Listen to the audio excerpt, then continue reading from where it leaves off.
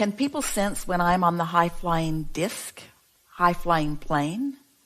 And if so, is that a turnoff to some of them? People vary in their sensitivity, but the law of attraction does not vary in sensitivity. The law of attraction understands the vibrational state you're in and the vibrational state that others are in, and always brings that which is a vibrational match together. So, is it a turnoff to some of them? Absolutely. We're going to put something very pointedly to you, because there are a lot of questions that you're sending in that pertain to this. They usually go something like this. I've decided that this person or that person is someone I want to call close to me, and they are not coming. They don't seem to want to come. Abraham, can you help me get them to want to come? It's a general consensus of a whole lot of things that you are sending to us. And our question back to you is, why would you want someone to come to you who doesn't want to come? And if they wanted to come, wouldn't they? Now, don't let that hurt your feelings. It's not because there's something wrong with you. It's that there is a vibrational mismatch. Now, by vibrational mismatch, what do we mean? We mean one of two things. Either what you want and what's in your vortex is not a match to what they will bring when they come. Or, let's go after this again. So, you want something, you think it's that person, and they're not coming. What's going on? One of two things. You want something that they are not. Or you're so aware that something that you want isn't coming that even if they are a match, they can't get in. You have to figure out which it is. And since it is so difficult to figure out which it is, there's an easy way of getting more and more of what you want. Talk about what you want and why you want it. And here's the big one. Don't try to physically orchestrate the outcomes. Now, what that requires is trusting that you have a vibrational reality, trusting that you are more than this physical you, trusting that your emotions are letting you know what you really want by how they feel. It takes some trusting in the law of attraction, and some trusting in your own guidance system, and some trusting in your ability to sense your own guidance system. But really, mostly what it requires is getting it, that when you ask, it is given. You have to understand that you are that loved and that worthy, that when you ask for something, that it is given. We just want you to get the essence of what it is you're asking for. It's not this specific person. It's the way you believe you will feel with this person. It's not this specific university. It's the way you believe you will feel when you're in that university. In other words, when you want something, you usually are launching your rocket of desire of what you want from your awareness of what you do not want. So step one is ask, and it is always answered. We know this sounds redundant. You've heard it so many times. You can speak these words as clearly as we do. We just want you to understand them in a new way here today. When you ask, especially when you are asking from a place of not being a vibrational match to what you're asking for, you're launching rockets of desire. Say that again. Most of what you ask for, most of what you put into your vortex, most of what is in your vortex got there because of your sifting through life and knowing what you did not want. So step one is ask. Now, the point that we're making here is there's a difference between step one and step two and step three. And there's a difference in your responsibility between step one and step two and step three. Your responsibility is to live life and launch rockets of desire, and you can't stop doing that. So that's a responsibility that you're well up to. You're ready, willing, and able to do that. and you're launching those rockets of desire into your vortex, and your vortex is a magnificent compilation of things that you have asked for, and it is even more. Because the law of attraction has gathered the cooperative components to each of the things that you've asked for. And so the law of attraction has caused your vortex to be cooperative, the parts of your vortex to be cooperative one with another. So step one, you've done, you do it without even knowing that you're doing it. Step two is your inner being stands there as a point of attraction.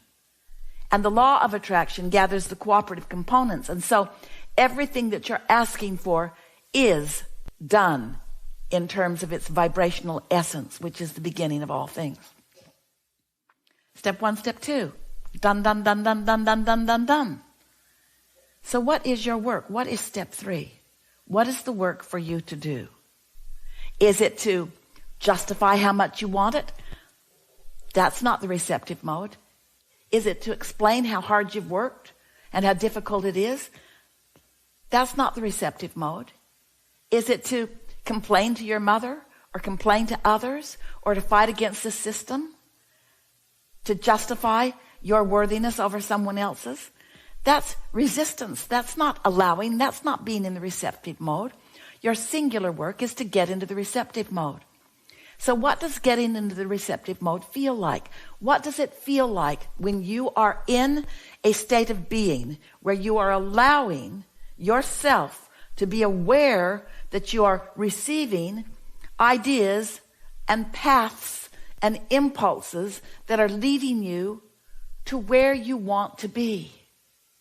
It's the path of fun. It's the path of clarity.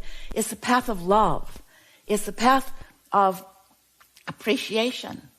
It's the path of interest, you see.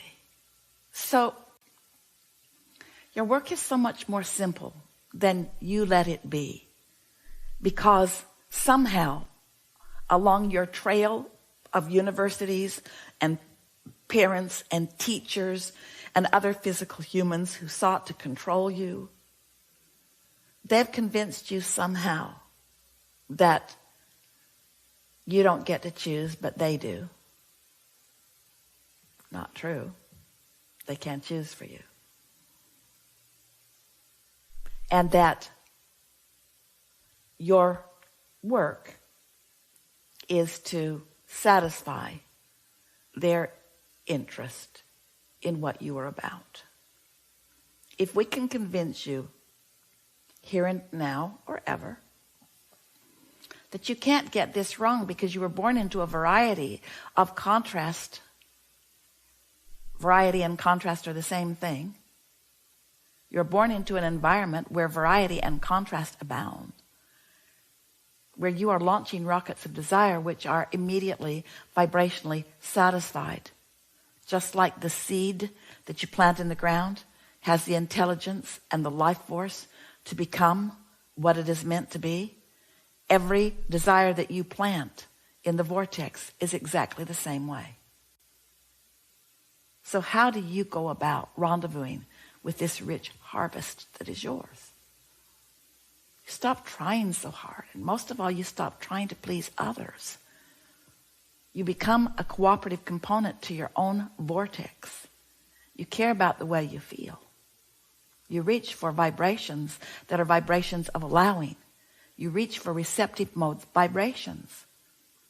You yearn for your boyfriend to come back, and you yearn for the boyfriend that's never been there to be there. And you yearn for your body to return to wellness, and you yearn for money to find its way into your bank account. And all of those things are already active and attracting in your vortex. And if you're not yet manifesting them, it's for one reason and one reason only. You are not a cooperative component to your own vortex. Period. You've got to stop sorting out all the rightnesses and the wrongnesses of the world. Is being good at math important? Is it so important? Get everybody in the world together and have a debate about that and call them Democrats and Republicans. and then fight to the death. Fight to the death about whose ideas are right and whose ideas are wrong. Hold yourself apart from the bliss of life out of confusion because you've forgotten how worthy you are and how you get to choose and how you don't have to justify what you've chosen. You just have to line up with it. And so it's our desire that you hear us when we say, don't rationalize or defend or justify. Just desire and take pleasure from the sweetness of the desire. And then watch how clever the universe is in a variety of ways to surprise and delight you with endless manifestations of those desires. We got off on a rant there, a rampage of your worthiness and your rightness to live as you choose to live. And we know that you're hearing because we said it right out loud, shouted it right in your ear. You got to let other people with opinions about what you should do live with their own opinions, but don't let their opinions matter to you.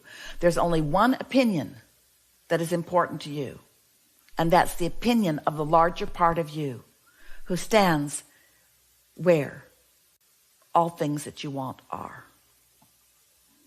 Sometimes there's a mentor or a teacher, someone who really loves you, someone who's tuned in, tapped in, turned on, who is in sync with their own vortex, with their own inner being, and also with yours. And so when you ask what they think about something, they can speak to you from that broader view. But you'll live so much less stress and so much less confusion if you will ask for the opinions of others less and feel for the opinion, the knowing of your inner being more. We'll just give you a crash course here. Your inner being only loves, never hates. So if you're hating someone, you're not in sync with your inner being or with your vortex, and your thriving is on hold for right now.